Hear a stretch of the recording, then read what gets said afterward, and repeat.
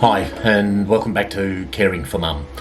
Wanted to make a short video on some recent medical appointments that Mum's had, and the types of interactions that we have with medical professionals, doctors, some of the nurse practitioners, and the people that provide the professional care for Mum. On Thursday, a couple of days ago, we had an appointment with Mum's haematologist over the lymphoma reviews, and also on the same day an appointment with Mum's medical oncologist over the secondary ovarian cancer diagnosis. They were at the same location, and thankfully we were able to organise at the same time between those two appointments a portacath flush. So Mum has a portacath under the skin here, which basically allows easy access to the circulatory system for administering drugs or in rare occasions taking blood. So look, the good news is this: the lymphoma has disappeared, is all gone, appears not to be coming back. Mum's interactions with her haematologist are interesting. So it's the same haematologist that was treating Mum in 1993, which is 27 years ago, when Mum had no, it's not 27 years ago. It's 27 years ago when Mum had the leukemia. So Mum knows this doctor very, very well. They know each other probably better than Mum knows any other doctor that she's ever seen, including her GP. And she's lovely. She is a very lovely lady who is an incredible professional, and she gives Mum a lot of strength. What was interesting was you walk in there and she says to Mum, "How are you?" And this time, thankfully, Mum's anxiety was much better. Mum said, "Yeah, I'm feeling quite good. I'm pretty good." And the doctor was, "Oh, I'm really happy to see that, and I can see, and it's nice to see you smiling. So how have things been going?" And it was interesting that Mum started mentioning some pains that she hadn't told me about. I've got a pain in my groin, and I've got this pain in my stomach, and I don't know what it is, and the haematologist asked a couple of questions and got Mum up on the bed and gave her a physical examination and said, no, it's all under control, it's fine. When Mum and I walked outside, I was like, "What's it with the pains? What, you hadn't mentioned those pains." And Mum said, "Oh, I don't mention my pains to you sometimes because you don't believe me." And it's not a matter of me not believing Mum. It's a matter of me trying to understand, are the pains real and genuine and something we should be concerned about, or are the pains real and genuine but really driven by the anxiety and something that we should be aware of but not jump into action because the pains may not be serious. Mum's 88 years old, and she's lived a long and interesting life. She's been on her adventures. Of course, she's got her aches and pains. With the anxiety, what we try to do is make sure that we don't all get sucked into the anxiety and the panic attacks that take control of Mum sometimes. But instead, what I try to do is act with balance and try to be informed and try to understand holistically how Mum's going. So if I see her wake up one morning with a particular intense problem, I might be able to identify whether that's real and genuine, or whether it's real, but it's driven mainly from her anxiety. So look, that was a little bit interesting. We then had to wait for the portacath flush, and we went in for the portacath flush.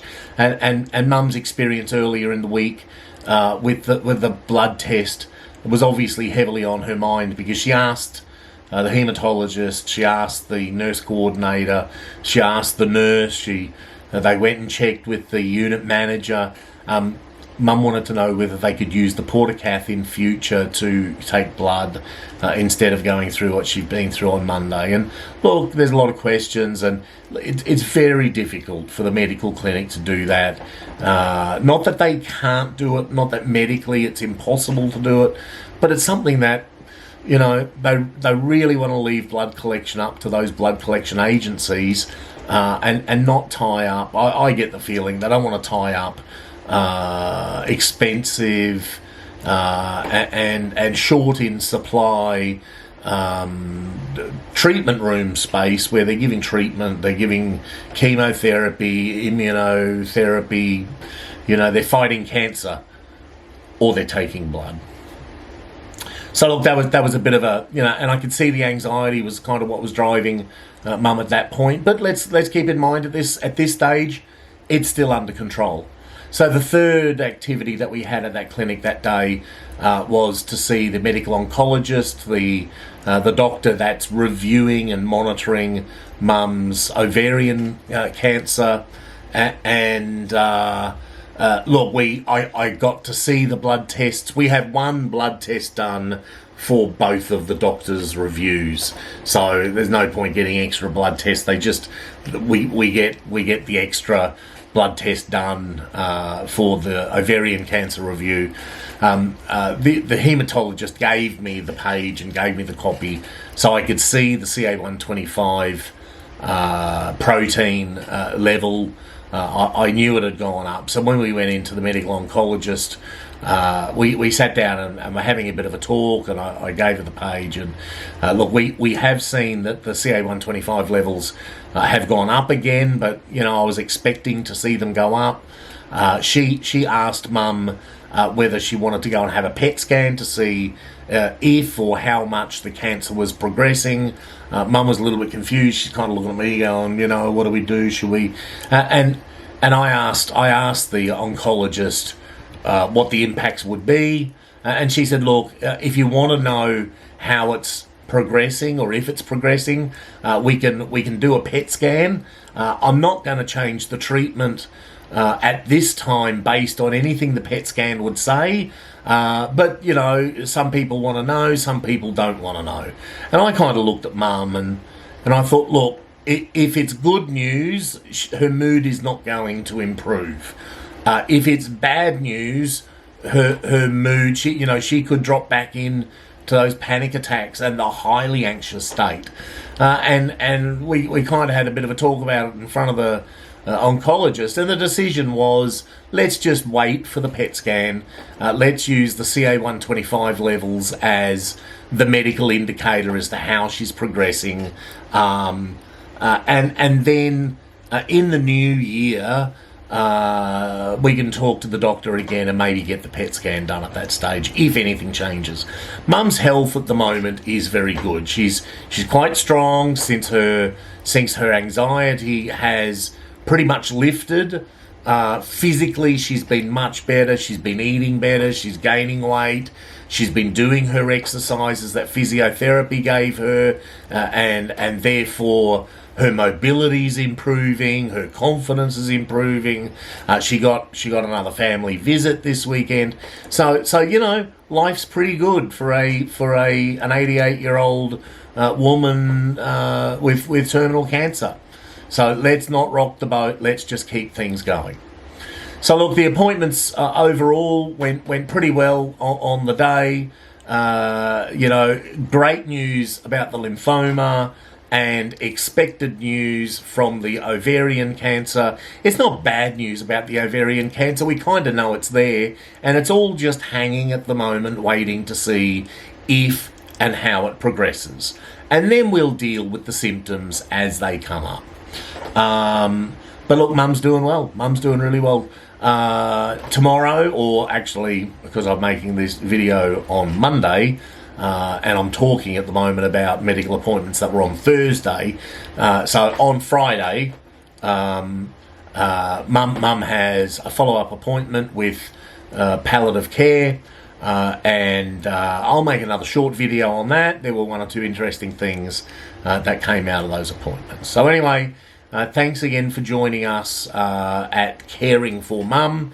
I hope you're getting something out of these videos, a little bit of an understanding of how we're progressing and what we're doing, and the way that we're trying to keep a steady ship moving in the right direction. I want to thank you again for joining us. All the best, and God bless. Welcome back again to Caring for Mum. One of the other videos I wanted to make, and I really need to jump back in time, fill in a little bit of information, then we'll jump back forward in time. But I need to take you on that jump backwards a couple of weeks to something that happened that I haven't made a video on, but it sort of relates to some other things that are happening a little bit forward. So mum has had a shoulder problem, sort of a degenerative disease in her shoulder. I'm not sure whether it's arthritis or what it was, but the shoulder over time has been deteriorating for a long time. 5-6 years ago, they were prioritising a problem that she had in her back at the time.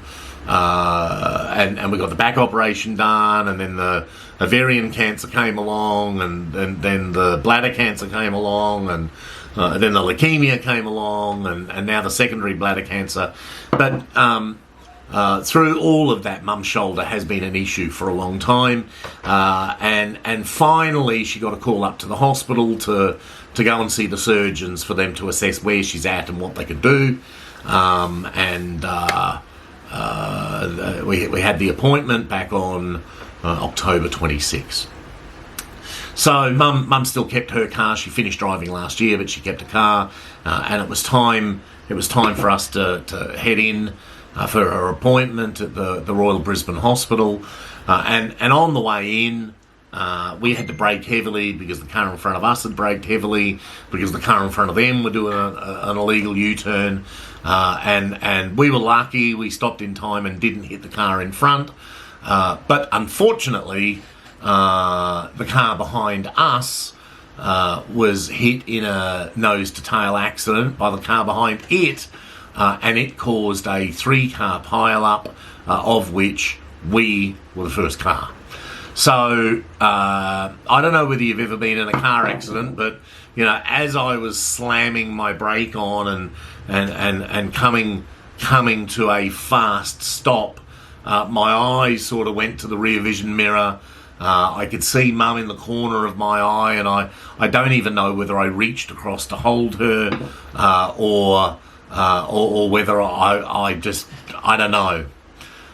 But I looked in that rear vision mirror and I saw everything happening in slow motion, and I just knew the car was going to hit us, and it did, and it hit, and we're on a major busy road, and we're on the way to a doctor's appointment, and before I know it, Mum really was in a highly distressed, upset state, as you would expect, and there were cars pulling up around us, and it was just a mess. And look, I got out of the car and I checked on the woman that was in the car behind us, the young bloke that was in the first car, this large Toyota Land Cruiser.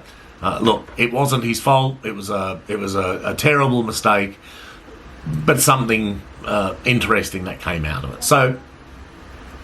It was interesting. 2 out of the 3 cars in the accident weren't insured. Thankfully, Mum's car was fully insured, so we've been through that process. I may make a video on car insurance. That look, I don't know whether I'm going to, but certainly it was a real experience going through the insurance claim on Mum's car.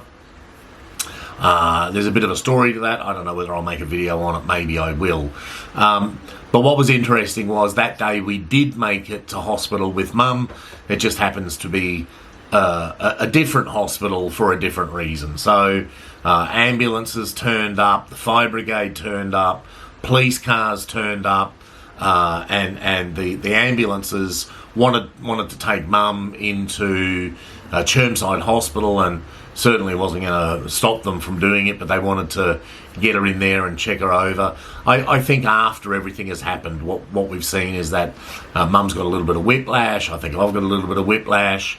But, you know, it was one of those unexpected things that happens, and it's just a part of life. And unfortunately, we were in the wrong place at the wrong time, and were involved in this accident. So the reason I want to comment on it is that there were a couple of things that sort of followed on over the last couple of weeks after that accident. But resilience and the ability to continue to respond to challenges as they arise is something that I think we've all just got to build into what we do on a daily basis, because everything doesn't go perfectly, everything isn't always easy, and we can't always approach everything expecting that it's all going to be nice and calm and well organised. When we are caring for the one that we love, when we are caring for somebody close, we've got all of the normal challenges in life that we have, but there will be unexpected things that turn up just as a routine matter of life. I don't really have advice on this. It's just it's kind of a reflection. It's something that we weren't expecting on the day, and it does has ongoing ramifications now. But certainly from a series of events that are carried on for the next couple of weeks, worthwhile keeping in mind that stuff is just going to happen at times. So for us, there were no major injuries. The person in the car behind us didn't have any sort of major injury. The young bloke in the white Land Cruiser, you couldn't even tell that his Land Cruiser had been in an accident. Mum's car was a bit of a mess, has been written off, but at the end of the day, everything's pretty much back to status quo, and life goes on. Anyway, that's a little bit of an update, bit of a catch-up. The message is be prepared for the unexpected, because your focus can be taken away at any time by things that you just won't expect to come up. Thanks for joining us again. I will be back very soon with updates on recent doctor's appointments and more about Mum's miraculous turnaround that we continue to experience over the last couple of weeks. All the best, and God bless.